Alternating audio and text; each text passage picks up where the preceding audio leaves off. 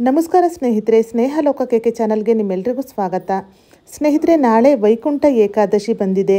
ಈ ಏಕಾದಶಿಯ ದಿನದಂದು ವಿಷ್ಣುವನ್ನು ಯಾವ ರೀತಿ ಪೂಜಿಸಬೇಕು, ಉಪವಾಸವನ್ನು ಯಾವ ರೀತಿ ಆಚರಣೆ ಮಾಡಬೇಕು, ಈ ಏಕಾದಶಿ ತಿಥಿ ಯಾವಾಗ ಪ್ರಾರಂಭವಾಗಿ ಯಾವಾಗ ಅಂತ್ಯವಾಗುತ್ತದೆ, ಈ ವೈಕುಂಠ ಏಕಾದಶಿಯ ವ್ರತದ ಸಂಪೂರ್ಣ ಮಾಹಿತಿಯನ್ನು ಇವತ್ತಿನ ಈ ವಿಡಿಯೋದಲ್ಲಿ ತಿಳಿಯೋಣ ಸ್ನೇಹಿತರೆ.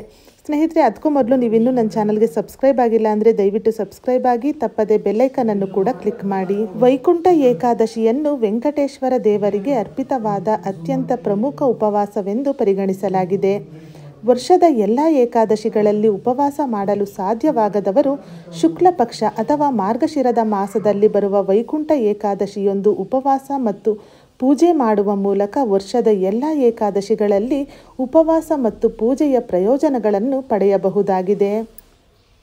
ವೈಕುಂಠ ಏಕಾದಶಿಯನ್ನು ಅತ್ಯಂತ ಪ್ರಯೋಜನಕಾರಿ ಉಪವಾಸವೆಂದು ಪರಿಗಣಿಸಲಾಗಿದೆ. ಇದು ಭಗವಂತನ ಅನುಗ್ರಹವನ್ನು ಪಡೆಯಲು ಉತ್ತಮ ಮಾರ್ಗವಾಗಿದೆ.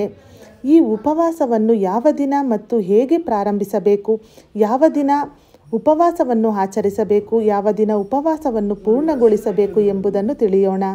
ವೈಕುಂಠ ಏಕಾದಶಿ 3 ದಿನಗಳ ಉಪವಾಸ, ಅಂದರೆ ದಶಮಿ ತಿಥಿಯೊಂದು ಉಪವಾಸವನ್ನು ಪ್ರಾರಂಭಿಸಬೇಕು, ಏಕಾದಶಿ ತಿಥಿಯೊಂದು ಉಪವಾಸ ಮಾಡಬೇಕು ಮತ್ತು ದ್ವಾದಶಿ ತಿಥಿಯೊಂದು ಪಾರಾಯಣವನ್ನು ಮಾಡುವ ಮೂಲಕ ಉಪವಾಸವನ್ನು ಪೂರ್ಣಗೊಳಿಸಬೇಕು. ಈ ವರ್ಷ ವೈಕುಂಠ ಏಕಾದಶಿ ಶುಕ್ರವಾರ ಜನವರಿ 10ರಂದು ಬಂದಿದೆ. ದಶಮಿ ತಿಥಿ ಜನವರಿ 9ನೇ ತಾರೀಕು ಮಧ್ಯಾಹ್ನ 12:03 ಪ್ರಾರಂಭವಾಗಿ ಏಕಾದಶಿ ತಿಥಿ ಅಂತ್ಯವಾಗುವುದು ಜನವರಿ 10ನೇ ತಾರೀಕು ಬೆಳಿಗ್ಗೆ 10:02. ಸೂರ್ಯೋದಯದ ಪ್ರಕಾರ ಈ ಏಕಾದಶಿ ವ್ರತವನ್ನು ಜನವರಿ 10ನೇ ತಾರೀಕು ಶುಕ್ರವಾರದಂದು ಆಚರಿಸಲಾಗುತ್ತದೆ. ಜನವರಿ 11ನೇ ತಾರೀಕು ಬೆಳಿಗ್ಗೆ 8:13 ದ್ವಾದಶಿ ತಿಥಿ. ವೈಕುಂಠ ಏಕಾದಶಿ ಆಚರಿಸುವವರು ಜನವರಿ 9ರಂದು ಹಗಲಿನಲ್ಲಿ ಆಹಾರ ಸೇವಿಸದೆ ಹಾಲು ಮತ್ತು ಹಣ್ಣುಗಳನ್ನು ಮಾತ್ರ ಸೇವಿಸುವ ಮೂಲಕ ತಮ್ಮ ಉಪವಾಸವನ್ನು ಪ್ರಾರಂಭಿಸಬಹುದು. ಈ ರೀತಿ ಉಪವಾಸ ಮಾಡಲು ಸಾಧ್ಯವಾಗದವರು ಅನ್ನದ ಬದಲು ಸರಳ ಆಹಾರವನ್ನು ಸೇವಿಸಿ ಉಪವಾಸ ಮಾಡಬಹುದು. ಜನವರಿ 10ರಂದು ಬೆಳಿಗ್ಗೆ 4 ಗಂಟೆಗೆ ವೆಂಕಟೇಶ್ವರನ ದೇವಾಲಯಗಳಲ್ಲಿ ಸ್ವರ್ಗದ ದ್ವಾರಗಳು ತೆರೆಯುವುದನ್ನು ನೋಡಿದ ನಂತರ ಹಗಲಿನಲ್ಲಿ ನಿದ್ರೆ ಮಾಡದೆ ಅಥವಾ ಊಟ ಮಾಡದೆ ಉಪವಾಸವನ್ನು ಮುಂದುವರಿಸಬೇಕು. ಜನವರಿ 10ರಂದು ರಾತ್ರಿ ಎಚ್ಚರವಾಗಿರಬೇಕು. ಜನವರಿ 11ರ ಬೆಳಿಗ್ಗೆ ಪಾರಾಯಣ ಮಾಡುವ ಮೂಲಕ ಉಪವಾಸವನ್ನು ಪೂರ್ಣಗೊಳಿಸಬೇಕು. ಜನವರಿ 11ರಂದು ಬೆಳಿಗ್ಗೆ 8:13 ದ್ವಾದಶಿ ಕೊನೆಗೊಳ್ಳುತ್ತದೆ. ಆದ್ದರಿಂದ ಅದಕ್ಕೂ ಮೊದಲು ನಾವು ಎಲ್ಲ ರೀತಿಯ ತರಕಾರಿಗಳನ್ನು ಒಟ್ಟಿಗೆ ಬೇಯಿಸಿ ತಿಮ್ಮಪ್ಪನಿಗೆ ನೈವೇದ್ಯವಾಗಿ ಅರ್ಪಿಸಿ ಒಂದು ತಟ್ಟೆಯನ್ನು ಇರಿಸಿ ಅದರ ಮೇಲೆ ನೈವೇದ್ಯವನ್ನು ಅರ್ಪಿಸಿ ನಂತರ ನಾವು ಅದನ್ನು ತಿಂದು ಉಪವಾಸವನ್ನು ಪೂರ್ಣಗೊಳಿಸಬಹುದು.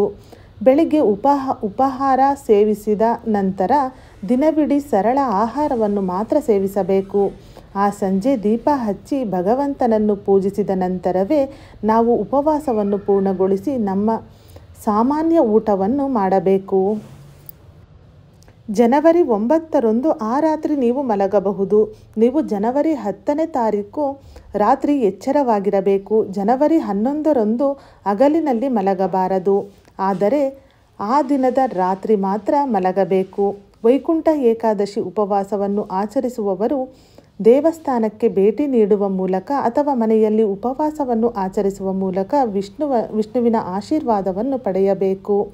ಆದರೆ ವೈಕುಂಠ ಏಕಾದಶಿಯ ಮುಖ್ಯ ಘಟನೆ ಸ್ವರ್ಗದ ದ್ವಾರಗಳನ್ನು ತೆರೆಯುವುದು. ಆದ್ದರಿಂದ ನಾವು ಖಂಡಿತವಾಗಿಯೂ ಹತ್ತಿರದ ತಿಮ್ಮಪ್ಪನ ದೇವಸ್ಥಾನಕ್ಕೆ ಭೇಟಿ ನೀಡಬೇಕು, ಭಗವಂತನ ದರ್ಶನ ಪಡೆಯಬೇಕು.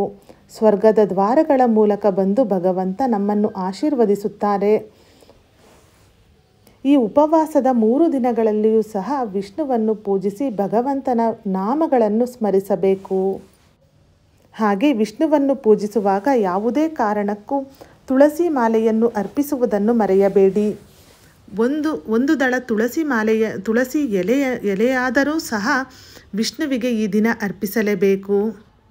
ಇದರಿಂದ ನಿಮ್ಮ ಕಷ್ಟಗಳು ಕಳೆಯುತ್ತವೆ, ಮನೆಯಲ್ಲಿ ಸಂತೋಷ ನೆಮ್ಮದಿ ಸಿಗುತ್ತದೆ. ಸ್ನೇಹಿತರೆ, ಇವತ್ತಿನ ಈ ವಿಡಿಯೋ ನಿಮಗೆ ಇಷ್ಟವಾದಲ್ಲಿ ವಿಡಿಯೋನ ಲೈಕ್ ಮಾಡಿ, ಹಾಗೆ ನಿಮ್ಮ ಫ್ರೆಂಡ್ಸ್ ಆ್ಯಂಡ್ ಫ್ಯಾಮಿಲಿಗೂ ಈ ವಿಡಿಯೋವನ್ನು ಶೇರ್ ಮಾಡಿ.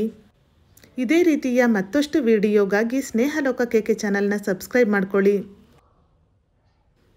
ಕೊನೆ ತನಕ ವಿಡಿಯೋ ನೋಡಿದ ಎಲ್ಲರಿಗೂ ಧನ್ಯವಾದಗಳು. ಸರ್ವೇ ಜನ ಸುಖಿನೋ ಭವಂತು.